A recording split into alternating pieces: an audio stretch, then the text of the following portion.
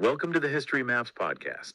Today, we are opening up a file that I think most people feel they already have national priority. They set up these enormous That's right. We do. Yes, he commissioned these famous stone reliefs of his 6 favorite battle chargers to be placed at his tomb. He wrote poems about them. This wasn't just, military equipment to him. It was part of the martial identity of the entire ruling class. These were comrades in arms. So we have the men, we have the horses. Let's get into the gear, the kit. Yeah. Because when you look at Tang era art, the tomb guardians, the temple statues, the armor is incredibly distinctive. It has a very particular look. It does. What you're probably seeing in most of those statues is the iconic Mingguangjia, the mirror armor. Mirror armor. It sounds like something out of a fantasy novel. Ugh. What was the actual function of it? Well, it was a type of lamellar armor, but its distinguishing feature was these 2 large, circular, highly polished metal plates worn on the chest and back over the main armor. Okay, so like extra protection for the vitals. Exactly. It's an extra deflector plate for a sword thrust or an arrow. But there was almost certainly a psychological element to it as well. What do you mean? Imagine a regiment of these soldiers advancing on a sunny day. The glare coming off hundreds of these polished discs would be blinding.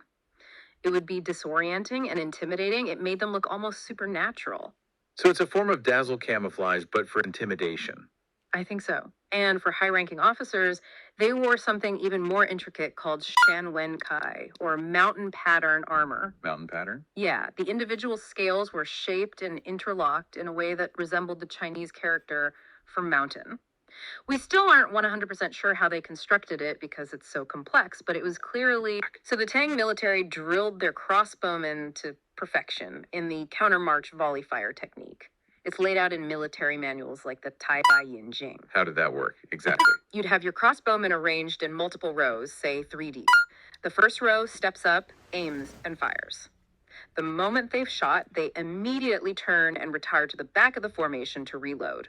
And as they're moving back, the next row is stepping up. Precisely. Row 2 steps up, fires, and retires. Then row 3 steps up and fires. By the time row 3 has shot their bolt, row 1 is finished reloading and is ready to step forward again. It effectively turns a slow-firing weapon into a machine gun.